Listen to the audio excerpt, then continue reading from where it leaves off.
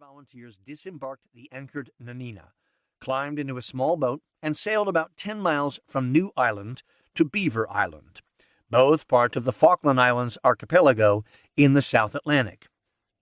Armed with knives, clubs, lances, and guns, and with the assistance of Barnard's trusty dog, Scent, the 5 men planned to kill birds and hogs and take them back to the Americans and British who remained on the Nanina and were fast running out of fresh provisions.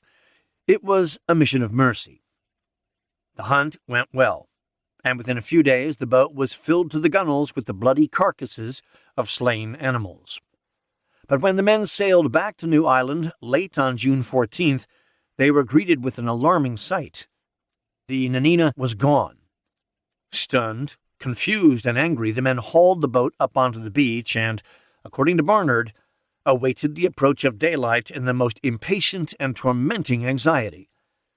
Sleeping fitfully in the cold night air, they hoped that in the morning light they would find a letter telling them why the Nanina had left and when it was coming back. A frantic search at dawn turned up nothing. No note either in a bottle or hung conspicuously from a piece of wood or a boulder. They saw only sand, rocks, scrubby vegetation, and birds in the distance, walking on the beach or flying overhead. Refusing to believe that he and the other 4 men had been barbarously deserted, Barnard seized on another explanation. The Nanina and her crew must have headed to Beaver Island to pick them up, but they had gone to the opposite side from where the men were hunting, thus missing their comrades. Convinced by Barnard's reasoning, the men's hopes were rekindled. They dragged the boat into the water and sailed off once again. This time they entered the main harbor on the eastern side of Beaver Island. Upon entering the harbor, as Barnard later recalled, they experienced the almost insupportable anguish of neither finding the brig nor discovering any trace that she had been there.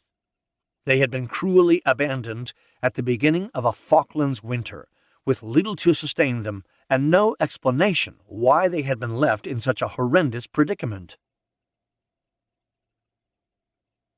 The events leading up to this abandonment and what happened afterward produce a story with so many unlikely threads and a cast including such exceptionally colorful characters that one might think that it sprang from the pen of a fiction writer with an overactive imagination.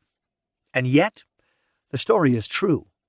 It is a tale involving a shipwreck, British and Americans meeting under the most stressful circumstances in a time of war, kindness and compassion, drunkenness, the birth of a child, treachery, greed, lying, a hostile takeover, stellar leadership, ingenuity, severe privation, the great value of a good dog, perseverance, endurance, threats, bullying, banishment, a perilous 1,000-mile open ocean journey in a 17.5-foot boat, an improbable rescue mission in a rickety ship, and legal battles over a dubious and disgraceful wartime prize. And it all started with 2 ships, one American, the other British, sailing to the Falklands from different directions. Chapter 1. A Sealing We Shall Go.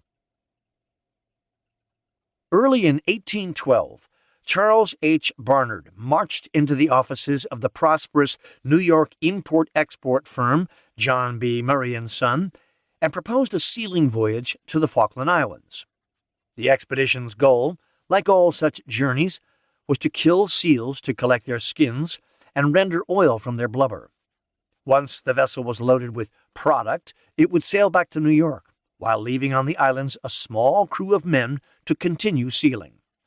Upon the vessel's return to the city, Murray & Son would sell as much of the cargo as possible, and then send a larger ship back to the islands to pick up the men who remained there. The timing of the larger ship's voyage back to the Falklands was contingent upon the likelihood of sealing success. If Barnard believed that a good load of skins and oil could be gathered in short order, the larger ship would sail relatively soon after the first vessel's return to New York. If seals were scarce, the ship might not return to the Falklands for a year or more, giving the men